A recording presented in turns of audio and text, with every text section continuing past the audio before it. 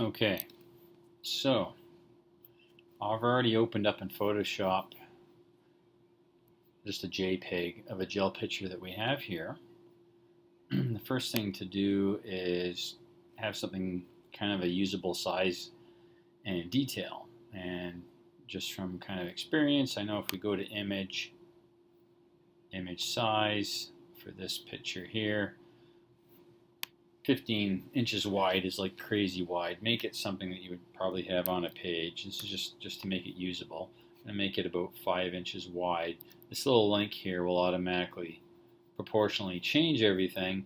Also make this 300 dpi. For pictures you should always have 300 dpi because then you can use them later on posters, and that's kind of the resolution that you need as a minimum to send a figure to a journal and a manuscript as well. So that's done. If you don't have the navigator window open, over here is the navigator, and you can see how you can maneuver your view.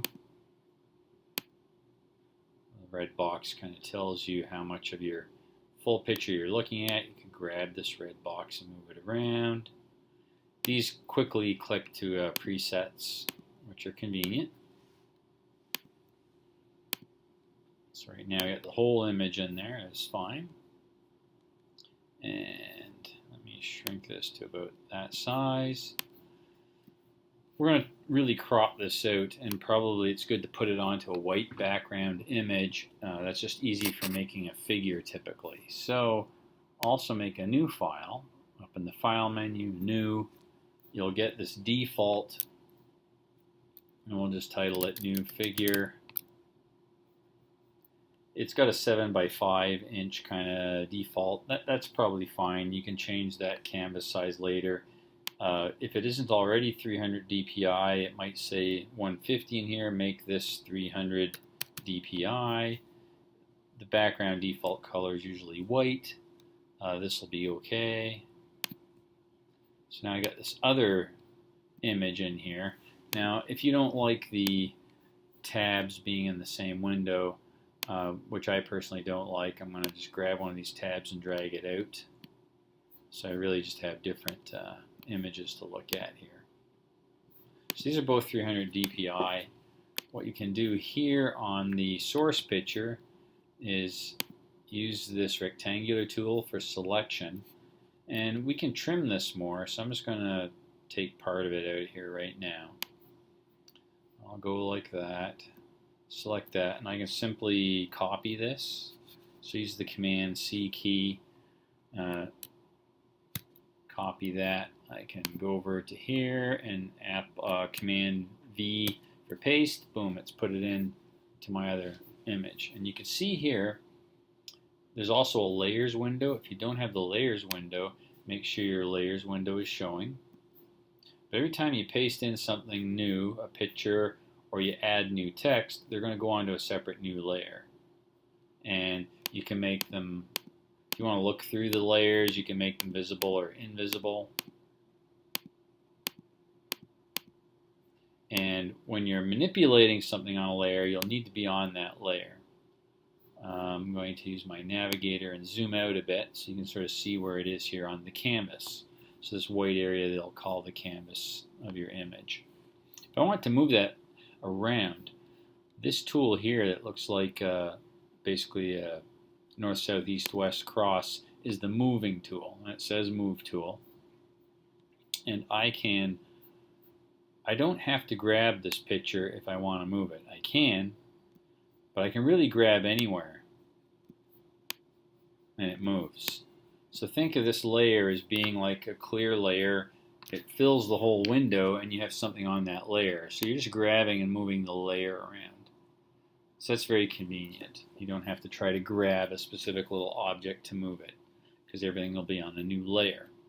So some other tools you might want to use when I'm on that layer is if I use that selection tool, the rectangular marquee tool they call it. If I want to trim off something here, I could do that. And if I want to clear everything in that area, I think I could go here to clear under edit, and boop, it cuts it out. If you do anything wrong in Photoshop, you can always go backwards too.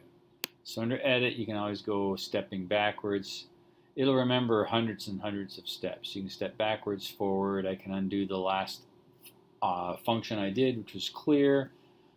So I could do that. So I could step backwards, and I can go, oh no, I really do want it. I can step forward again. So that's kind of handy. You don't really lose things. And then, that's one way to trim it. If I was on, say, the background layer, and then I selected, say I was trying to trim off this part of the gel, if I try to clear that,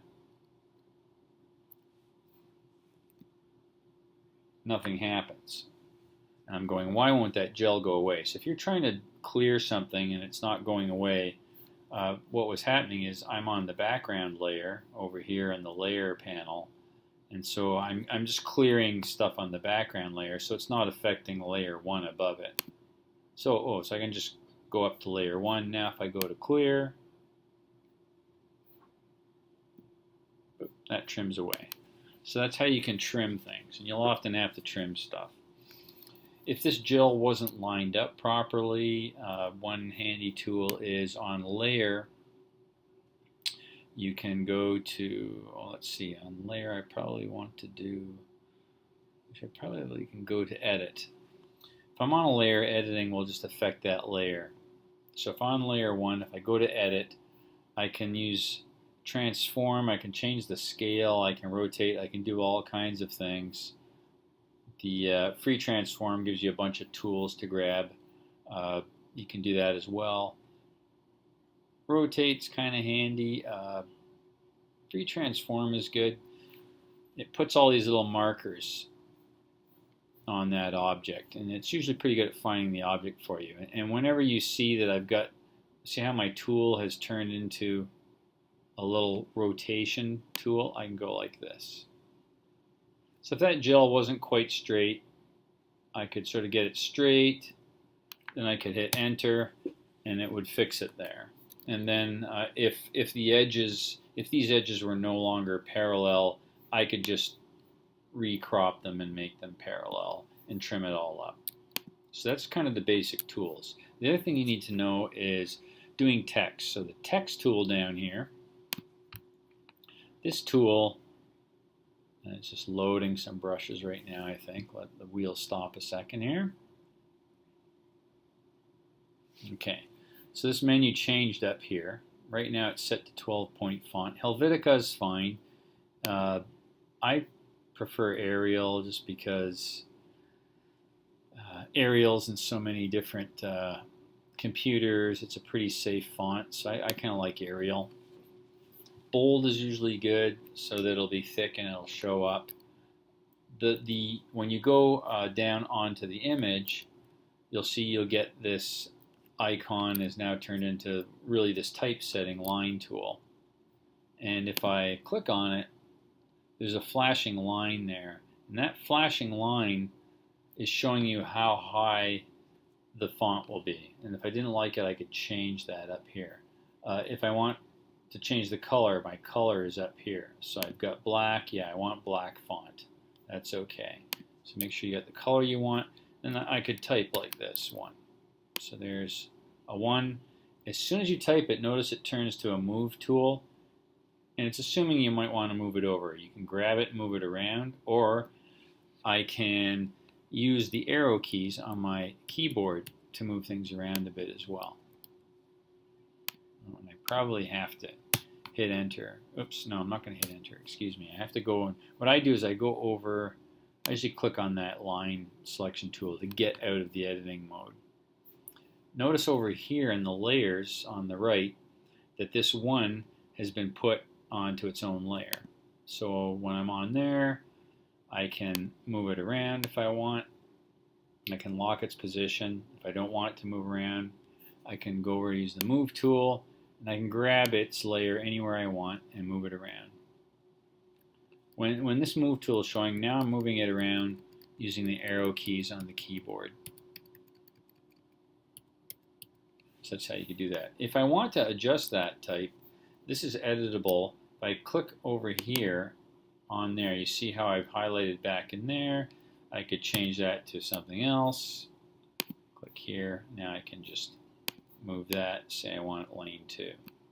If I want them bigger, I'm bigger. And of course, save your work every once in a while. So I'm going to save the work, new figure. I'm just going to put this on my, and I've saved it as a Photoshop format document. That'll keep all the layers separate, and you can edit wherever you want. So that's the basics of putting together the items. The one other thing we'll look at is the line tool. Here, this line tool is handy. Select the line tool. The thickness of the line you'll play around with the points up here. But you can also go to arrows if you want. If I want one at the end, I could do that. And so if I need to draw an arrow now, so later on if I want to show molecular weight markers or something, I can make arrows. And if that arrow is too big, I can get rid of it. Notice these shapes all come onto other layers as well. So you can do all kinds of stuff like that.